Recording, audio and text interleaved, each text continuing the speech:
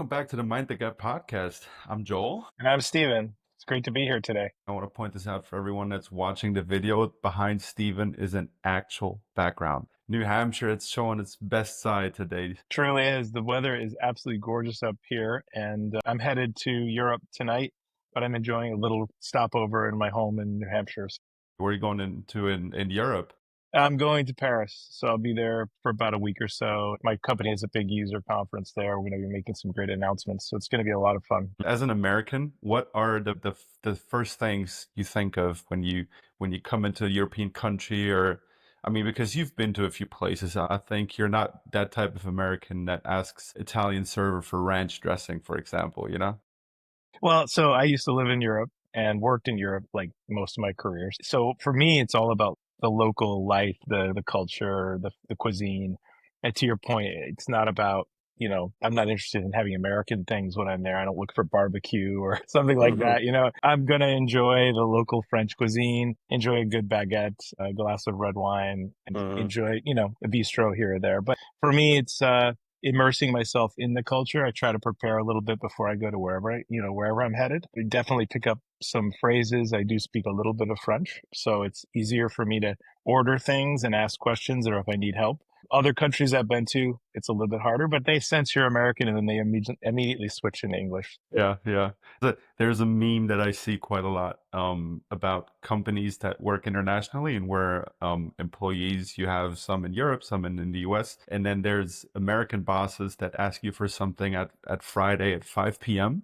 And then right next to it is a picture of the European boss sitting at a bar having a glass of red wine Yeah, at on Friday at like 3:30 p.m. So I think the cultures are very different. I gotta say, in Germany, it's a lot different than just the pace and the vibe you have in Norway, for example, or in Spain. it's downtime, man. That's what it's all It about. It's about diverges. relax. I mean, we work way too hard as it is, right? Hmm. I mean, we're on email and text and video conferencing and in-person meetings. Yeah. I mean, I spend my entire day in meetings, like in I like to say to people in my team, I say, my schedule is like a piece of cheese and it's not a piece of Swiss cheese. There's no holes in it. It's like cheddar, right? It's just 100% filled. And I find myself running from meeting to meeting to meeting to meeting. And I'm so happy when there's just like this one cancellation, or maybe someone's Hmm. like, oh, we can end early. And I'm like, thank God I can go get a cup of coffee or glass of water. It's It insane, 100%. It insane. took me forever to get it through like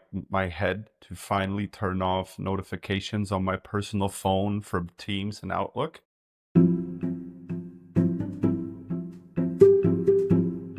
We're segueing into the topic that the thing I want to talk to you about today is resilience and resistance in the workplace. And I think for me as a young professional and just with the conversations I've had and the things you pick up that are happening in the workplace, it's a big topic. It's a big topic for multiple generations. And the first question I'd have for you is, do you think that younger generations lack resilience, or are they just better at setting boundaries? So yeah, honestly, have managed early career professionals, have lots of folks I work with in my organizations. I find that most people are responsible, want to do their job, and they want to do a good job, right? So Hmm.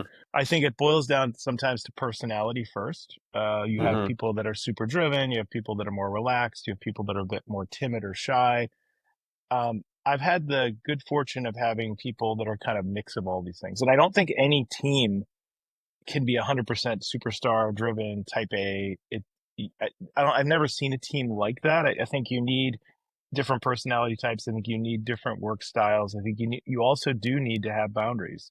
And Hmm. so I have seen younger generations who are a little bit more focused on this is my job and that's only my job. Hmm. And I think some of that is a bit of there's an uncertainty, and that boundary could be related to their own personal uncertainty as to what their capabilities are. We talk in the industry, we talk quite a bit about imposter syndrome. You have people Hmm. that, they don't really feel they're worthy of the position. And I think it Hmm. does come, some of it comes from that. And then those that sort of create the hard boundaries, the ones that are more confident in that boundary and say, you know what, I work so I can live and I don't live to Hmm. work. I mean, it's a very popular saying. I think that's actually healthy, regardless of the age, because we can't just let, like we were just saying, work be like this continuous fluid thing throughout the day. A lot of the people in my industry, the technology industry, work from home, or they work remotely, or they travel and they're always, kind of on the go, and they're kind of working in between things. We can't let work dominate 100% of our lives. We need to have downtime. We need to have time with our families, our spouses, our partners, our Mhm. friends, and or just by ourselves. I mean, I can't tell you how many times I need to just discharge from the work life and walk down to the beach when I'm down in Miami. I need to get away from it. I need to clear my head. So I can completely understand younger generations who are thinking more about experience versus maybe about career or the monetary rewards first. They're thinking Mhm. more about, how do I get more out of this life that I have? I mean, young people are barraged with a bunch of messages from a bunch of different sources, unfortunately, and they're getting a lot of different conflicting information. And I think they're trying to find themselves in this very chaotic world that we live in. And Mhm. so if they feel like, you know what, I shouldn't waste all my time on work. I know I need to do it. And I admire those that say, I can't, I have to work. I need to live. I need to pay my bills. I need to pay my rent. I would consider those people responsible and accountable, to their, if you will, their responsibilities. But I would also say that the ones who can step back and say, you know what, I'm not doing this 100%. I have a life to Mhm. live. I like to travel. I like to hang out with my friends and family. I like, take walks with my dog, whatever that item is, they need to draw that line. So I do see on the resiliency side, I have had the pleasure of working with people that are absolutely driven to be perfect in everything they do. They're, Mhm. they want to create a quality product. They don't want to accept subpar, so there are people that work very, very hard, deliver at a very, very high rate or clip, and they generate amazing results. But I don't think that's sustainable. I don't. I actually don't. Mhm. I think it is, when I was younger, let's go back 30 years. I remember putting the kids after dinner time and family time, put the kids down to sleep for the night. Young kids, when they're maybe 4, 5, 6, 7, 8 range. I have 3 children. I remember putting them. We read to them. We put them in their beds and said, "Okay, it's time to go to bed." And then I would come back downstairs. My wife would go and read a book in our bedroom, and I would come back downstairs and I would crack open my laptop. No joke, Joel. I would work another 3, 4 hours after I'd already worked from, 8 or 9 to 5 or 6, had a break for dinner and family time. And then I would go back to the mat, if you will, and work. But that wasn't my boss saying, you got to do that, Stephen. It was Mhm. me being driven. And again, I wanted to learn more. I wanted to do more. I wanted to show my boss, my employer, the company and cohort I was with, that I was capable of great things. That was me, that I was driven by that. So that kind of drive, and then we'll say resiliency to knock down obstacles in front of me or anyone who has the same or similar trait, I don't think that's sustainable. I learned Mhm. this, by the way, over 30 years, because I tried to do this forever. Mhm. It's Mhm. just not. I mean, as you get older, you get more. You're a little more tired. I wake up in the morning, my back aches. You'll get Mine there, aches Joe. too. Yeah, I know. Mine aches too right now. But yours aches for a different reason, because you've got like a 300-pound linebacker running at you. So for me, it's like, age, time, travel, all those things that happen. But with respect to that sustainability of resilience, I think you can try your very best. If you could replace all of that drive and ambition with being honest, transparent, leverage your skills for negotiation, you can still get the same work done. You just have to set the boundary, right? Right. And so much about that is about the skill set you have, and the goal is to increase your compensation while decreasing your responsibility.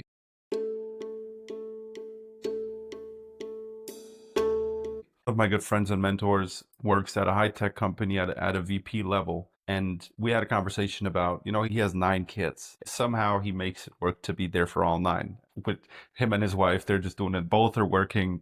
And I asked him once, like, how many hours do you work? And he said, 40.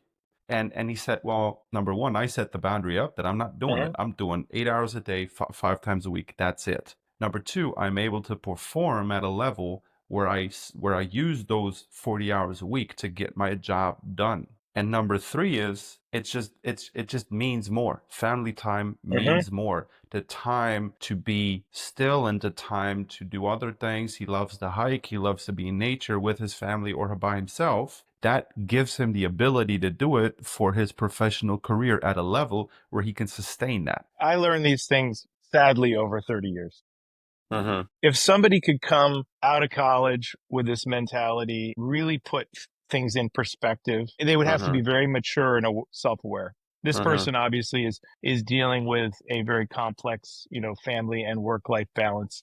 Yeah.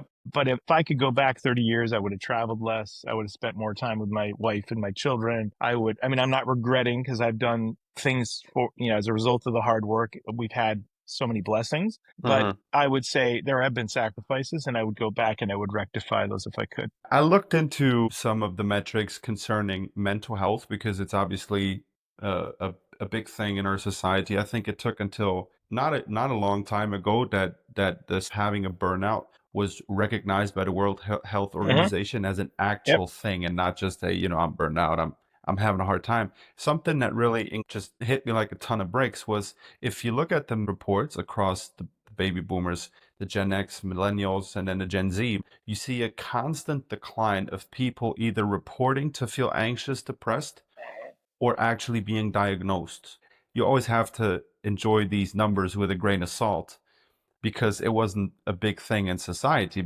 91% of the Gen Z people working report at least one physical or emotional symptom of stress, according to the APA in 2020. And out of that, 42% have been diagnosed with some mental health condition. So we're talking depression, anxiety. But then if you look, for example, into the Gen X generation, only about 33% of them are reporting a regular level of anxiety. And to me, it was always there's another meme, and I'm chronically online, so that's why I think in memes a lot. But there's a meme of a like the scenario of a family sitting at Christmas dinner, and the typical very uncomfortable conversations come up, and then one kid is the one that's very vocal about their mental health, and then the meme is that the mother or the father says, "Back then we didn't went to therapy," and then the kid is just sitting there trying to cover up the urge of saying it shows. Like I can think of many different families from friends of mine or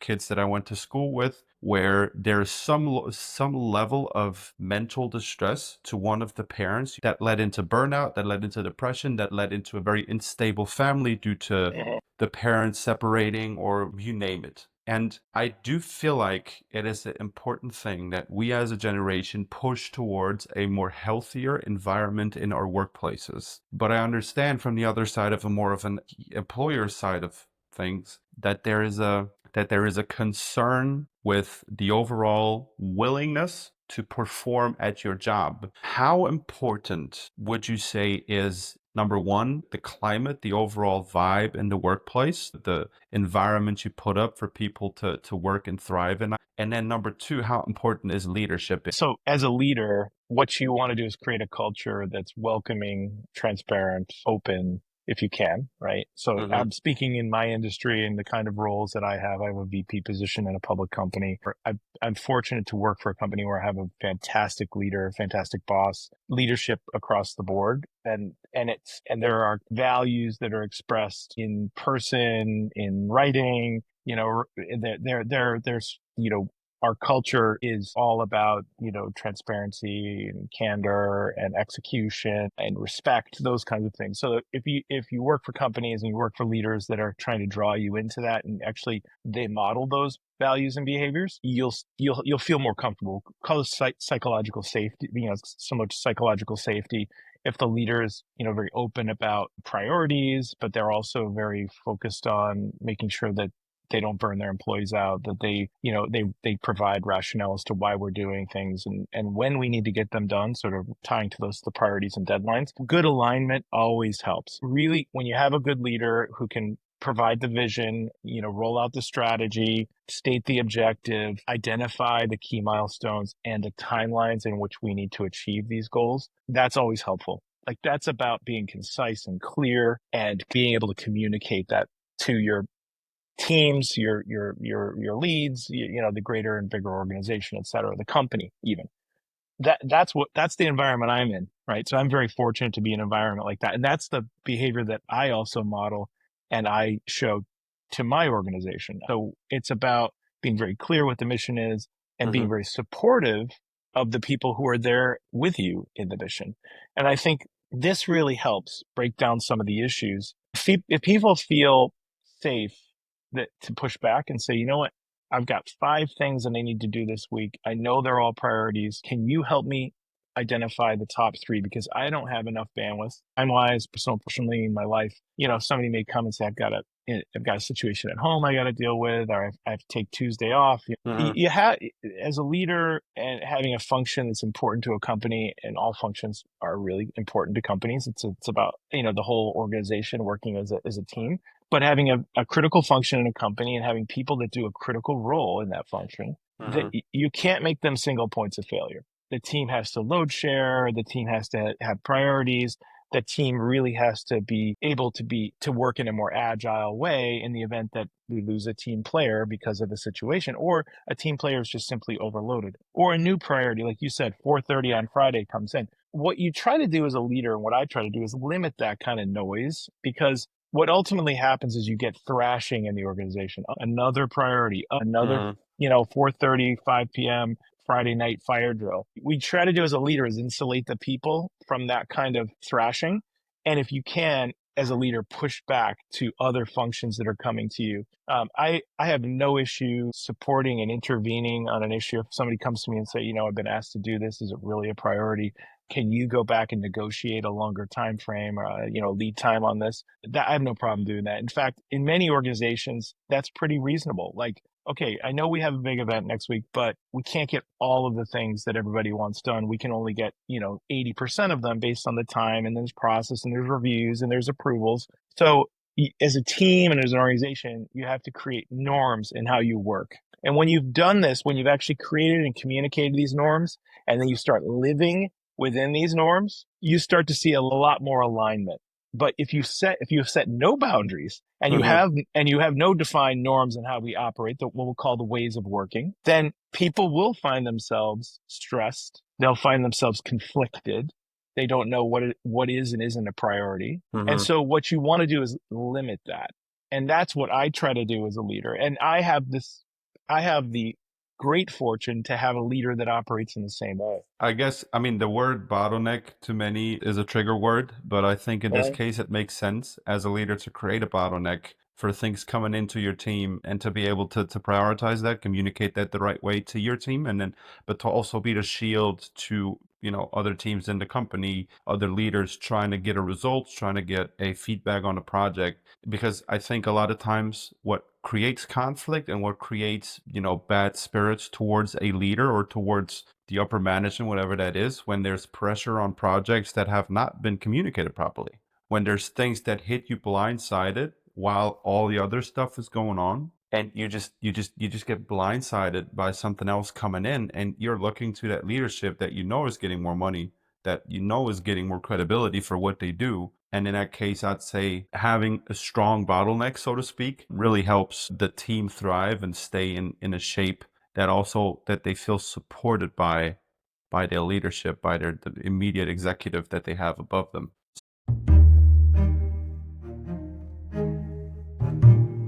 So one thing that we touch on a lot in this is I guess the psychological safety, because I'd say you have to acknowledge that there is a lot of truth to mental health issues in societies, and we do spend a lot of time as people at our job. As a leader, how do you ensure or try to ensure that there is a level of psychological safety at your job? What I do is I engage the team. I want them to understand, the people that report to me, the people that work for me, the people that work for the organization that I lead. I want them to understand that I'm there for them and that I'm there with them. Leaders who sit in ivory towers, don't understand the work, haven't done the job themselves. They lack perspective. They lack, understanding of what the day to day is like for the actual, or they had it at one point, but they forgot it. I need them to understand that if they need help with a given task or a given initiative that they may be working on, that I am there for them. I can intervene, I can assist, I can even, load balance with them. I can even take the lead if they can't do it. All of that has to be communicated, and it's got to be communicated regularly. It's back to creating a really healthy culture, which is to Mm-hmm. say, I fully understand that not everyone knows everything. No one will ever know everything.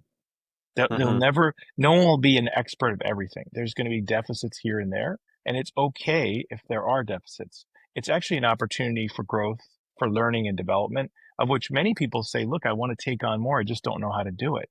And as a leader, what you want to do is encourage them to take on more because it's about growing their careers and thinking about them, Mm-hmm. right? Thinking about how do we get not only more value out of the people that are around us, but also how do we help them get to where they want to be? And that kind of culture, that kind of language being used, that kind of inviting and engaging um, rapport that's being built between people is going to create more safety. They're going to be more open about their dreams and aspirations. They're going to be more about their strengths and their weaknesses. They're going to be more open about where they want to go in their career and where they may find they need to do better or they can better. And I think this goes back to that imposter syndrome. There are some people that are not feeling comfortable being honest and open about their deficits, concerns, or their, that they may feel like they're in a job that they simply can't do or they shouldn't be in that job. And I think that's unfortunate.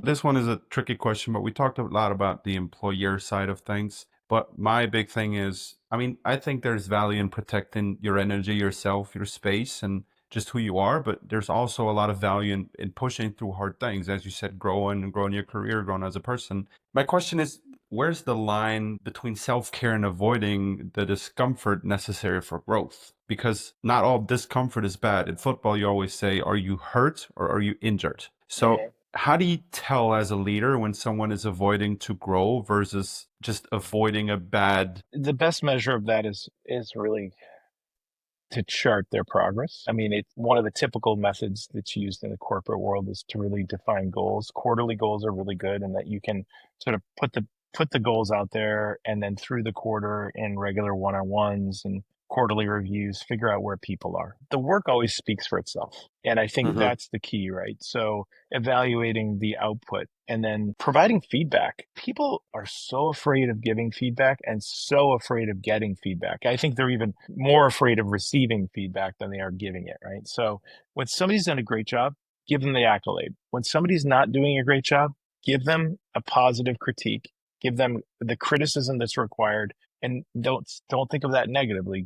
It's more of a constructive feedback to say, look, you were asked to do X, Y, and Z. You did X and Y. You didn't really do Z, but let me tell you what I saw. I saw some really strong results in X and Y. Z, I don't know what wrong, but I want to be there and I want to work with you to fix that for the next time. And, it's about providing examples and giving them some insights into what good looks like, right? Because when somebody says to me, we need this, we need it now, and they say like, we really need blah blah blah blah blah, and you ask them like, well, okay, well, what does good look like? I want to know what your requirements are. I want to know Mm-hmm.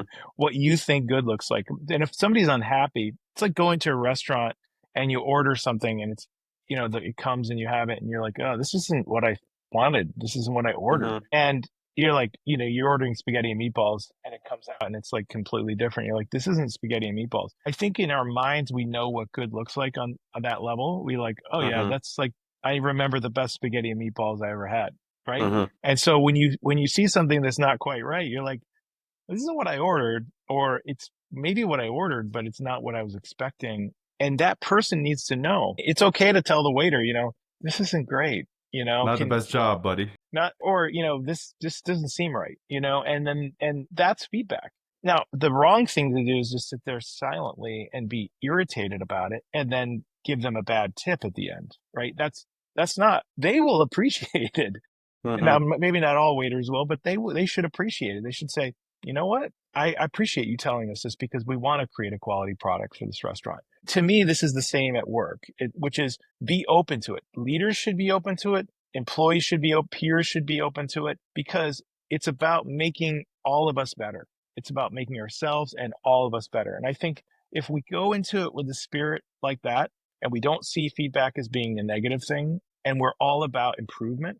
And we always recognize that Rome wasn't built in a day, and that things take time, and that what we'll see over quarters in the aggregate versus what we see in one particular event. And so I always think in terms of a single data point does not create a baseline. You need a series of data points in order to form a decision, and that baseline shows itself from an analytical perspective. We can't judge a person on one single event. We need to Hmm. chart that quarter over quarter, and where we see issues, dips in that baseline, we need to address them from feedback perspective. And then we see bursts, those huge, opportunities, those we see them stretching, we see them achieving and reaching new heights. We need to call that out as a success.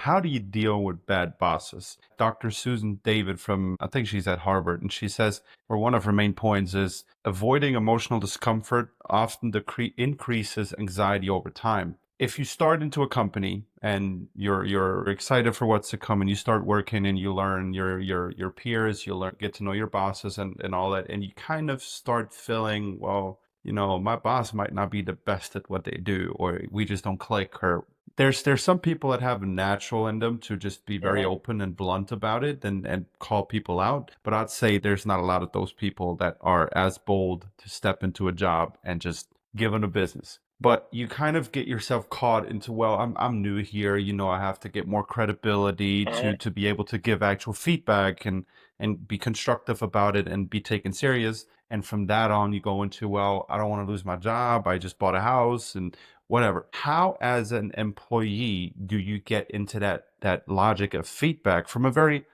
honest point, from really trying to, I like this job, I like the opportunities, I want to stay here, and I want this corporate partnership with my boss to work out. How do you go about it as an employee to be constructive, but to also be very genuine and direct about what you need from your leadership to perform? I think it goes back to the comment, what does good look like? And the only way you get to what does good look like is by asking, what does good look like? And you have to have those conversations. Like, let's pretend it's 30, 60, 90 days, the first quarter of your employment. And you come to the boss and say, you ask that person, that boss, for clear direction as to what they want you to do over this burn in period of 90 days. You ask them for the priorities. You ask them for the key initiatives in the company. You talk about goals like we just spoke about a moment ago. You, as the employee, you actually go out and solicit this engagement. I know some people, again, back to imposter syndrome, they'd be very concerned about this psychological safety. Can I actually go and be vulnerable and ask the boss, you've hired me, you were impressed with my resume and my history, my work history, and now I work here. I've just started. It's my first 2 weeks or whatever. And I'm asking you, where do you want me to put my time, energy, and focus? And what are the things that you as a leader believe are going to move the needle for my role, our function and our team and organization within the company? Hmm. That's you being very open, transparent, and saying, I want to know what good looks like. And when you come back to, I want to know what good looks like, and that person responds and says, this is what I expect of your role, our function, the organization, and what we'll do for the company. And this is what I like to see in quarter one, quarter two, quarter three, quarter four. That's a really healthy discussion. It's Hmm. like, it goes back to the boundary setting, right? It's like you want to know what the boss wants from you.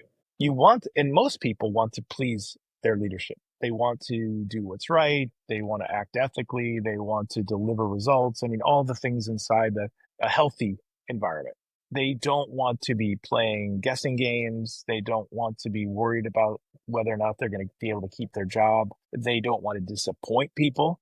I mean, a lot of people are like, I just want to make sure that I'm perceived as positive, that I'm a team player, that I'm part of the solution, not the problem. And so having these conversations, being very, very clear with your leadership and asking questions, not to the point of being annoying, because sometimes what comes across, if you're always asking questions, it can be perceived as you don't have confidence in what you do, which is part of this imposter syndrome issue. So what you want to do is create a balance of that, but being very clear with your leadership as to, asking them, what do you expect from my role? I want to be the very best for you so we together can be successful. I think that is an absolutely healthy way of approaching it.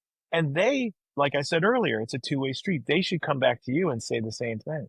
They should. What do you expect from a boss? What's your work? I mean, let me tell you what I've done in the past, which has helped with this, is I've created an operating manual for myself. And I've asked my team, my leads, to create basically a user manual for themselves. A piece of, single piece of paper, 8 by 11, and, or if you're in Europe, A4, and, come back and say, on a page, basically what are the things that I enjoy in my life, what, kind of a little bit about me, who am I, how do I work, what's my mental model, what are my likes, my dislikes, how do I like to communicate? Those are really important questions. And have that level of transparency to say, this is how I operate. Can I see how you operate? And then we'll figure out how we can meet in the middle and work more collaboratively together. That's an amazing opportunity. So creating the user manual, sharing the user manual, being vulnerable enough to communicate that. And then in the converse, getting one from other members of the team, peers, board members, learning more about how they work, how they think, how they operate, what they expect. I think that's absolutely positive.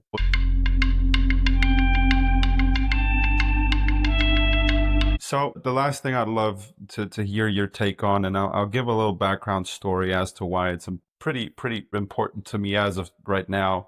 And the last 2 seasons I played football, or pretty much the last three, were on, let's just say, very unstable teams. We were dealing with financial issues. They weren't being able, they didn't pay our insurance, which is, as a football player, somebody can fall into your knee and your ACL is gone and you need that insurance. And the first year I kind of toughened it out. The team went bankrupt half the season, so it didn't really have a decision to make. The second year, it turned out to be another pretty rough season, and I decided to toughen it out. I got injured twice. I blew up my ankle. I had some issues with my shoulder, but I decided to stay on that team because I wanted to avoid chickening out instead of going into the level of discomfort that makes me grow as a player and as a man.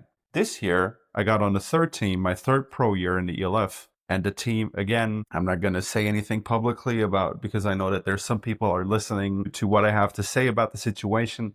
Let's just say it was unsteady. And I took not even a day going from I wasn't aware of the situation to deciding to leave the team. It didn't take me more than a day, because before the season, I sat down and I wrote down my no-goes and my absolute limits, my do's and don'ts, basically. And I promised myself, if one of these things is met, one of the worst case scenarios, one of the limits I won't put up with no more, then I'll leave, no matter how it feels. But unless these things aren't met and crap hits the fan and the going gets rough, I'll stay and toughen it out. And, I have a great relationship to our quarterback there, and to I had a few buddies on the team. It wasn't an easy decision to leave. There was a lot of discomfort in leaving the team at such an early point where some of the struggles weren't public yet. But I did it. So I'm sure you've had to make a few difficult decisions during your lifetime, and I'm sure you've also had to work through a lot of hard patches. How do you make the distinction, not just after, but during the situation where you face difficulties, between what's a good discomfort that'll help me grow and what is one that I make sure I'm getting out of that situation? I've been in situations in the corporate world where I had a boss, or I started a role with a company, and I realized later, oh, what did I get myself into? I've had a few jobs in my career where I feel like I was hired to fix things and I didn't know that. I learned that over time. Like, Mm-hmm. they hired me obviously to fix this. And sometimes it's okay because you kind of work through that discomfort of what did I get myself into? There's a ton of, it's like a morass of, it's just a hornet's nest, right? And you go, okay, well, I'm in this. I got to get through this, right? I think my parents are in their 80s. They're, they grew up in the 1950s. I think that strong work ethic has kind of been instilled in me. It was like, we don't give up. My parents are still together. They've been married like, I don't know, 50 some years. Can't remember the number. But the point is, like, you don't give up, right? So when you get in this bad situation, you're like, I just got to work through this. I just got to work through this. And I think that level of that sort of kind of trait of endurance, applying it, that approach is good. It can be healthy, but it also can be unhealthy. And I think you need to know when you need to cut. If you need to cut, you just like, this is not going to get any better. This is not. going to be easy, and it is not going to end up in a positive way. Now, go back to healthier organizations that I've been a part of and jobs that I've had where you have this sort of cyclical downturn quarter to quarter. I work for some amazing companies that were in, unfortunately, in times within our history where we had major systemic issues in the world, things like, economic downturn, war, conflict, and they had impacted our business. Sanctions in different countries that impacted our business in different years for different quarters of my time in companies. And so there are going to be these issues, and there are going to be more macro level systemic issues that you can't control. Coming down to your team and things that happen in your organization, in your role, you do have more control of it. So you can figure out ways to work through those pains.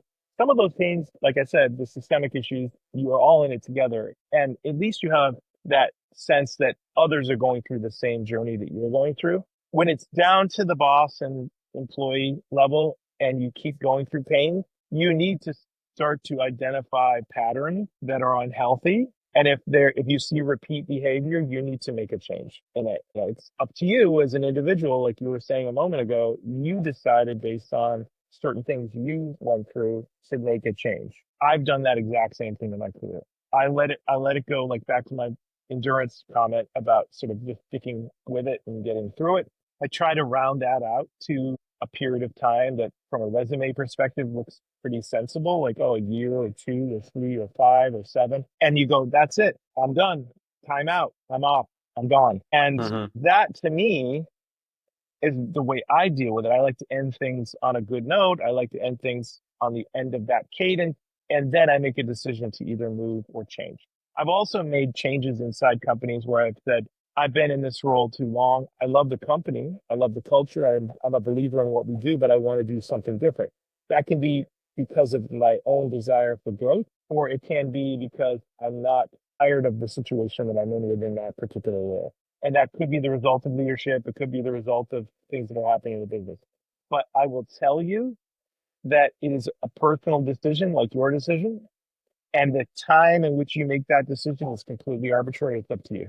Hmm. I would say my coaching to people who are going through the situation with the boss is difficult or a particular period of time in which the company is difficult, try to find common ground with the people that you work for. Try to find common ground with those inside the team. Get a good situational awareness of where you think things are going. Are there things you can do to help make an improvement so that you can improve that culture, you can improve that situation? If you determine that you cannot, then it's time for you to evaluate whether or not you stay or you go.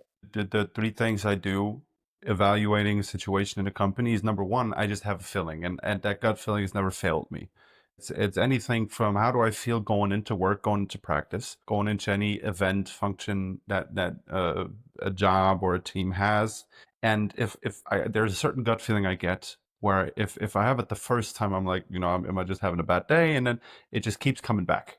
Number two is I know that these two eyes and that brain sometimes is messing up. So I do talk to people that either are in the same boat as me or I value their opinion, who also know me and who know my tendencies to maybe sometimes be a little quick to judge or look quick to conclusions, and just hear what they think about it to make sure that I'm not tripping out. Number three is I try to take it all the emotions. I try to be as objective as possible to make a decision that is based on logic, because sometimes emotions can be misleading, and especially for people like you and I and others who are into it 100% and who not just work to make a living but really enjoy what they do and want to make an impact through their career. And so these things, I just basically I go back to the drawing board, and I just try to face it from a third person's perspective, but you need somebody else for that. You should never, there are certain things you should never accept, non negotiable. Bullying, harassment, intimidation, unethical behavior, those kinds of things. You just shouldn't. If you're in an environment, if anyone's in an environment where those things are happening, there is an innate feeling that we have as humans. You should open up. You should speak up. It's the same problems are one class. Opportunities are another. Absolutely. Stephen, thank you so much. We hope that you had a good time listening. As always, feel free to follow us on Spotify and Instagram and TikTok. And as always, I'd love to establish this tradition. The last word on every episode belongs to you, my good friend. Well, look, Joel, this is an amazing experience to be able to talk in a transversal way between business and sports and personal and faith and, how we hope to treat one another in this world. So this is a fantastic opportunity for me to work with you on this. And I hope that the listeners out there appreciate the perspectives that we talked about here and can gain some benefit as a result. Awesome. Thank you. Bye bye.